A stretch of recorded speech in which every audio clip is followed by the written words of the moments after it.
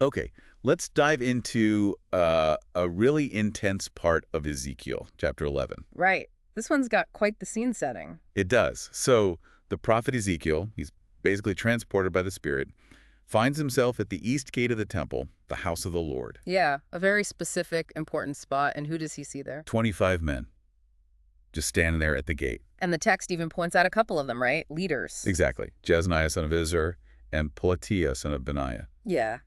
Says they're leaders of the people. So these are, important guys, not just random people. Definitely sets a certain tone. Influential figures, key location. So what's the immediate vibe? What's God's assessment here? Well, it's pretty direct. The Lord tells Ezekiel straight up, Uh-huh.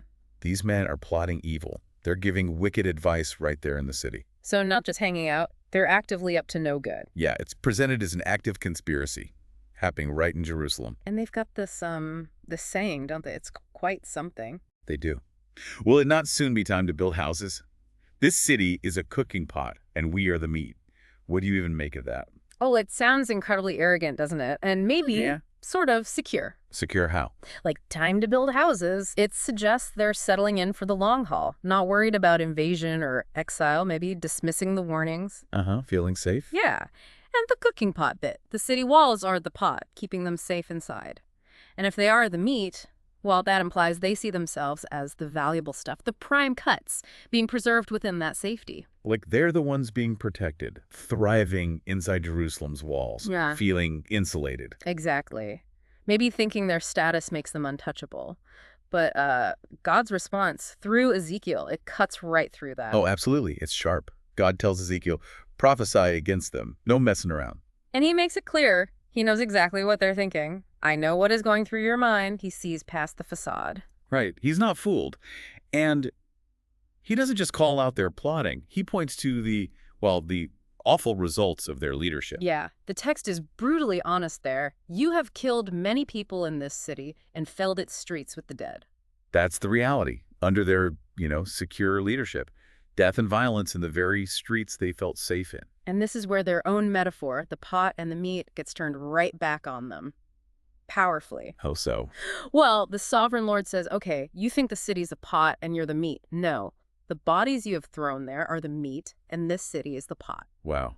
So the dead people are the meat. Exactly. The victims of their actions fill the pot. And as for them, the living leaders who felt so snug inside, How about them? but I will drive you out of it. They thought they were the safe contents. Nope. They're the ones getting thrown out. Ejected. That completely flips their arrogant saying. Their image of safety becomes the image of their own expulsion and judgment. It's devastating. It dismantles their whole worldview, their sense of security. And the prophecy then spells out the consequences very clearly. Right. It's not vague at all. What are the specifics? Well, God addresses their fear. You feel the sword, and the sword is what I will bring against you. The very thing they dread. So their worst fear becomes reality. Precisely. And they won't be judged inside their safe pot.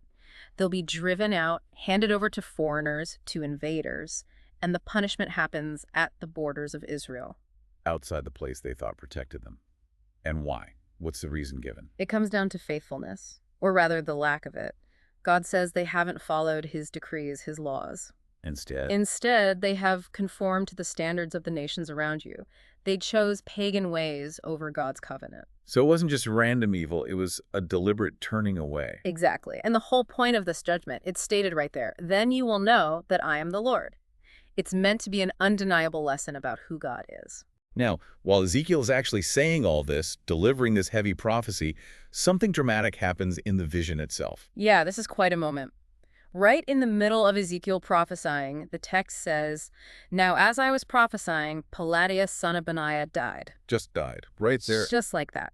One of the named leaders, one of the plotters, drops dead while the judgment is being spoken against them. Wow. What's the significance of that happening right then? It makes the prophecy terrifyingly real, doesn't it? It's not just words about the future. For Pelatiah, judgment is instant.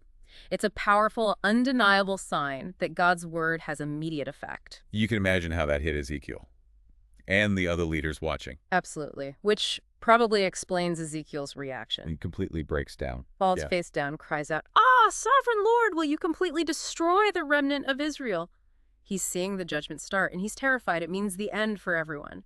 He's pleading for his people. That plea seems to mark a real shift in the chapter's focus. It does. The message moves from those corrupt leaders in Jerusalem to the people who aren't there, the exiles, like Ezekiel himself. Those already scattered. And the vision explains how the folks left behind in Jerusalem saw those exiles. Yeah, it seems the ones still in the city, feeling secure in their pot, looked down on the exiles. They called them Ezekiel's brothers, his relatives, the whole house of Israel, but said they were far away from the Lord.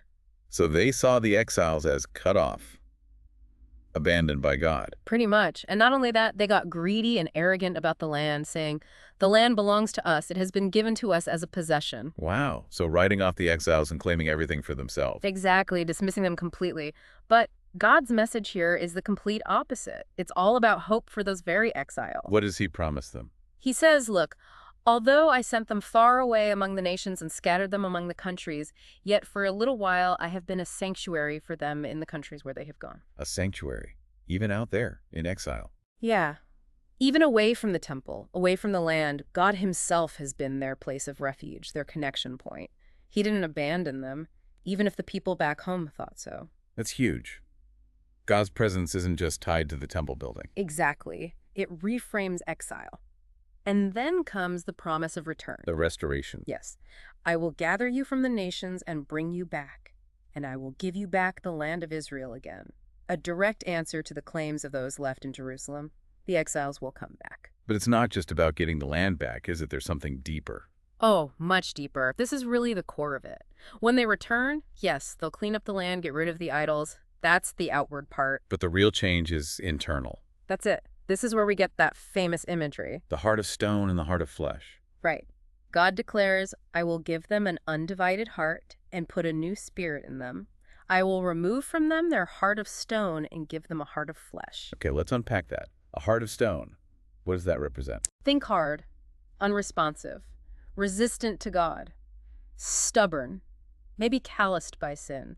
It just can't or won't respond to God's leading or his law in a genuine way. It makes obedience feel impossible, or just like external rule following. Okay, so heart and closed off, and the heart of flesh. That's the opposite. Soft, alive, responsive. It can feel things. It can be wounded by sin, moved by grace. It's receptive to God's spirit. It can actually internalize God's ways, desire them. It makes genuine relationship and obedience possible from the inside out. So it's not about just trying harder with the old stony heart. It's about God giving a fundamentally new capacity to respond, to obey, to love. Exactly that. It's divine surgery, you could say. Removing the part that can't respond and replacing it with one that can, infused with his spirit.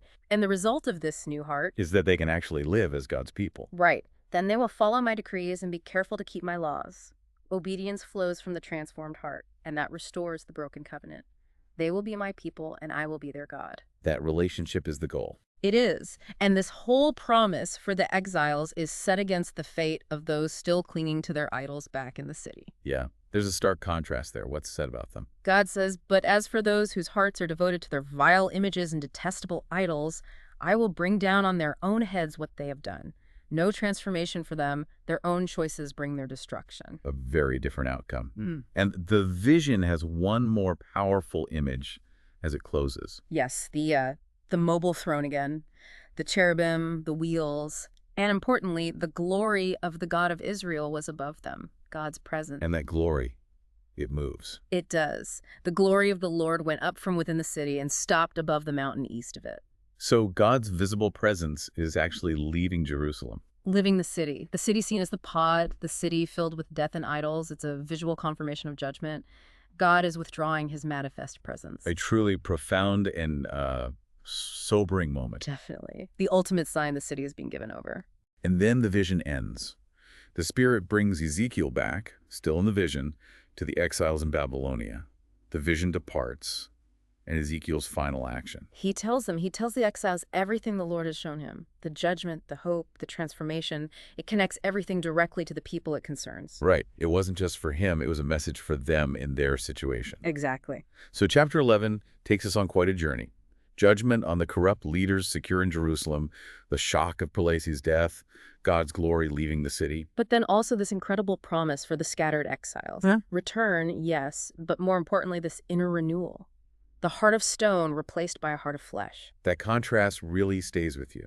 The stony heart leading to judgment and distance from God. Versus the fleshy heart given by God, enabling that restored relationship, that ability to actually follow his ways. It makes you think, doesn't it, about what makes real faithfulness possible. Is it just rules and effort? Or is it something deeper, this radical internal work that maybe only God can do? It's worth considering what that idea of needing a new heart, a responsive heart, means for us, for anyone wanting to truly connect with God. Is that change necessary? Have you felt that need or experienced that kind of transformation? Something to definitely reflect on.